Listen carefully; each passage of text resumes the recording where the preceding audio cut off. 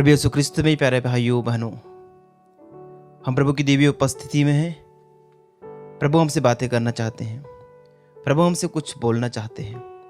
आइए हम प्रभु की बातों को सुने, उनके वचनों को सुने। संत मार्कुस के सुसमाचार अध्याय 7 पवित्र वचन 24 से लेकर 30 तक पर आज हम मनन चिंतन करेंगे। आइए हम प्रभु के वचनों को पढ़ें। यीशु वहां से विदा होकर तिरूस और सीदोन प्रांत गए। वहां वे किसी घर में ठहरे और वे चाहते थे कि किसी को इसका पता न चले, किंतु वे अज्ञात नहीं रह सके। एक स्त्री ने, जिसकी छोटी लड़की एक अशुद्ध आत्मा के वश में थी, तुरंत ही इसकी चर्चा सुनी और वह उनके पास आकर उनके चरणों पर गिर पड़ी। वह स्त्री गैर यहूदी थी, वह तो जन्म से सुरूफिनी थी। उसने यीशु से विनती की कि वे उसकी बेटी से अबदूत को निकाल दे। यीशु ने उससे कहा, पहले बच्चों को तृप्त हो जाने दो। बच्चों की रोटी लेकर पिल्लों के सामने डालना ठीक नहीं है। उसने तुरंत उत्तर दिया, जी हाँ प्रभु। फिर भी पिल्ले मेज के नीचे बच्चों की रोटी का चूर खाते हैं। इस पर यीशु ने कहा, जाओ, तुम्हारे ऐसा कहने के कारण अबदूत तुम्हारी बेटी से निकल गया है। अपने घर लौटकर उसने देखा कि बच्ची खाट पर पड़ी हुई है और अबदूत उससे निकल चुका है। प्रभु का पवित्र सुसमाचार। हे ख्रिस्त, तेरी स्तुति हो। प्यारे विश्वासियों, जो किस्सा पवित्र सुसमाचार से हमने आज सुना, बहुत ही अच्छी बात हमें देखने को मिलती है। बड़ी रोचक बात देखने को मिलती है कि प्रभु तिरूस और सीदोन प्रांत जाते हैं। प्रभु तिरूस और सीदोन प्रांत जाते हैं और वे वहां पर एक घर में ठहरते हैं और वे नहीं चाहते थे कि किसी को इनका पता चले। हो सकता है वे थोड़ा विश्राम करना चाह रहे हो, या पिता के साथ समय बिताना चाह रहे हो, कुछ प्रार्थना में समय बिताना चाह रहे हो। लेकिन एक स्त्री को पता चलता है कि यीशु नाज़री वहां पर हैं और वो दौड़ी चली आती है। और जैसे ही वो आती है, वो यीशु के चरणों में गिर जाती है। वो उनके चरणों में गिर करके उनसे अनुनय भी नहीं करती है। उनकी बेटी के लिए वो प्रार्थना करती है। और पवित्र सुसमाचार हमें बतलाता है कि वह स्त्री गैर यहूदी थी। प्रभु यीशु पूरे संसार के मुक्तिदाता हैं। प्रभु यीशु पूरी कायनात के ईश्वर हैं, लेकिन वो सबसे पहले ईश्वर द्वारा चुनी हुई इज़राइली प्रजा के लिए भेजे गए। सबसे पहले उनको सही मार्ग दिखाने के लिए भेजे गए। उद्धार की शिक्षा, उद्धार का संदेश सबसे पहले उन्होंने इस प्रजा को दिया। अब्राहम से लेकर नई विधान तक प्रभु ने इस प्रजा को विशेष रूप से चुना और इस प्रजा को प्रभु ने अपना संदेश सुनाया और इस प्रजा में से ही मसीहा को उत्पन्न किया, मसीहा को इसी इस्राएली जाति में भेजा। इसीलिए प्रभु प्राथमिकता देते हैं और उस प्राथमिकता के बारे में वे कहते हैं कि पहले बच्चों को तृप्त हो जाने दो। जब वो स्त्री कहती है कि मेरी बेटी अबदूत से ग्रसित है, आप उससे मुक्त कीजिए, उससे आजाद कीजिए, तो प्रभु कहते हैं पहले बच्चों को तृप्त हो जाने दीजिए। बच्चों की रोटी को लेकर के पिल्लों के सामने डालना उचित नहीं है। प्यारे साथियों, प्रभु यीशु का ऐसा कहना, यदि हम ऊपरी तौर पर देखते हैं तो एक ऑफेंसिव भाषा का प्रभु इस्तेमाल कर रहे हैं। प्रभु वो भावनाओं को ठेस पहुंचाने वाली बात कर रहे हैं कि किसी व्यक्ति को ये कहना कि मैं बच्चों की रोटी लेकर और किसी के सामने वाले को पिल्ले से तुलना करना, यहां बात कुत्तों की या पिल्लों की नहीं हो रही है। प्रभु यीशु के ऐसा कहने के पीछे का मकसद क्या है उसे हमें समझना है। सबसे पहली बात, किसी व्यक्ति को अपने से अलग और अपना विरोधी बताने के लिए इज़राइल में और यहूदी संस्कृति में इस प्रकार की कहावतें काफी प्रचलित थी। हम पढ़ते हैं फिलिपियों को लिखे संत पौलुस के पत्र अध्याय 3। संत पौलुस कहते हैं, आप कुत्तों से सावधान रहें, दुष्ट कार्यकर्ताओं से सावधान रहें, अंग छेदन करने वालों से सावधान रहें।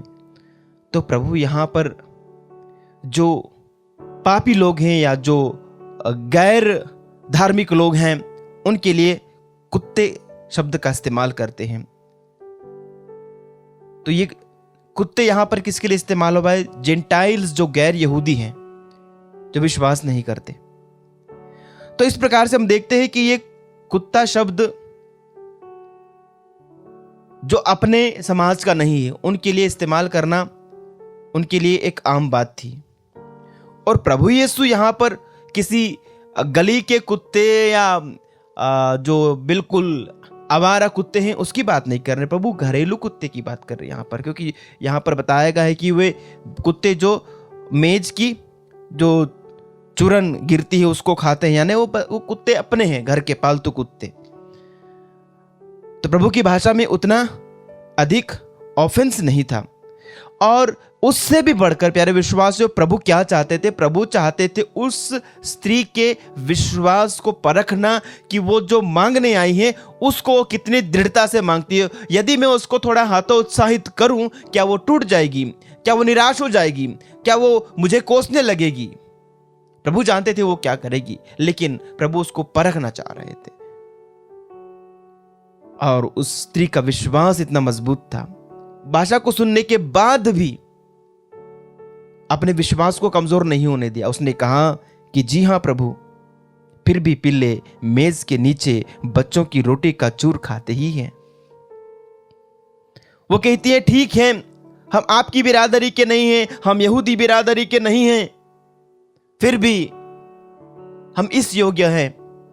यदि हमें पूरी रोटी नहीं मिले तो एक रोटी का एक टुकड़ा, एक चूर तक मिल जाए तो भी हमारा उद्धार हो जाएगा।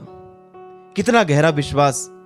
और सुसमाचार लेखक इस बात को ही यहां पर एम्फसाइज करना चाहते हैं, इस बात को ही यहां पर जोर देना चाहते हैं कि विपरीत परिस्थितियों में भी हमें किस प्रकार से अपने विश्वास को मजबूत बनाए रखना है, अपने विश्वास को प्रभु में दृढ़ बनाए रखना है। प्यारे साथियों, वो स्त्री कनानी थी।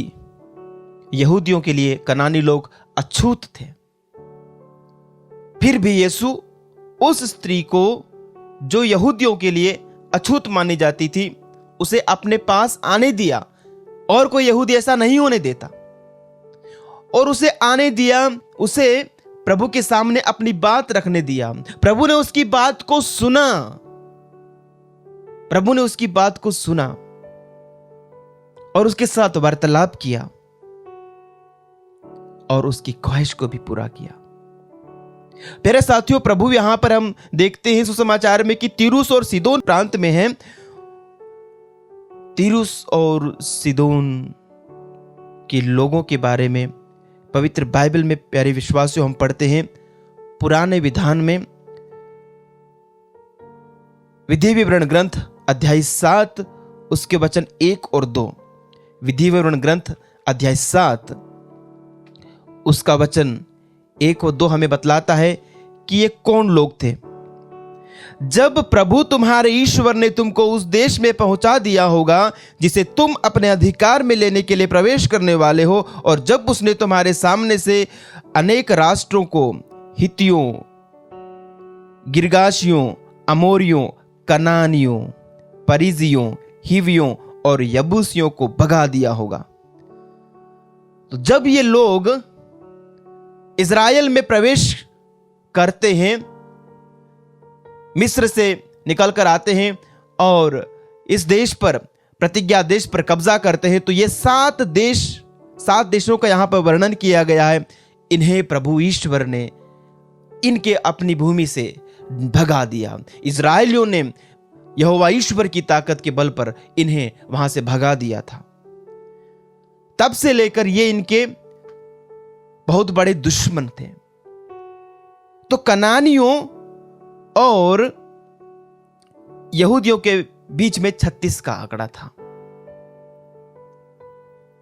तो इसी परिदृश्य में, इसी संदर्भ में हमें इस बात को समझने की कोशिश करनी है कि वो स्त्री एक कनानी, यहूदियों की कह सकते हैं कि एक प्रकार से जानी दुश्मन उस जाति से आती है।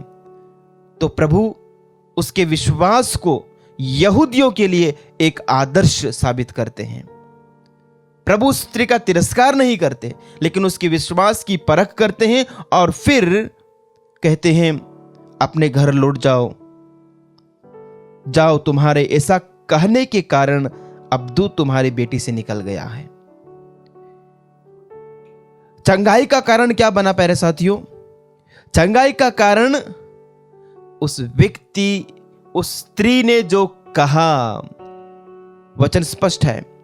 इस पर यीशु ने कहा, जाओ, तुम्हारे ऐसा कहने के कारण अब दूत तुम्हारी बेटी से निकल गया है। यानी जिस विश्वास के साथ तुमने अंगीकार किया है कि मैं इस काम को कर सकता हूं, तुम्हारे अन्य जाति के होने के बावजूद भी मैं तुम्हारे लिए ये कर सकता हूं, ये तुम्हारा विश्वास, ये तुम्हारा अंगीकार तुम्हें बचाएगा, तुम्हारी बेटी को बचाएगा। प्यारे साथियों, आज हमारे लिए यह स्त्री एक आदर्श है, यह स्त्री एक नमूना है। हम चाहे कोई भी हो, आप कहीं पर भी बैठ के आज प्रभु की वाणी सुन रहे हो, आप कहीं पर भी बैठकर आत्मदर्शन के इन कार्यक्रमों में हिस्सा लेते हो, आराधना में भाग लेते हो, प्रभु की आराधना करते हो, प्रभु की स्तुति करते हो और प्रभु के वचनों को सुनते हो।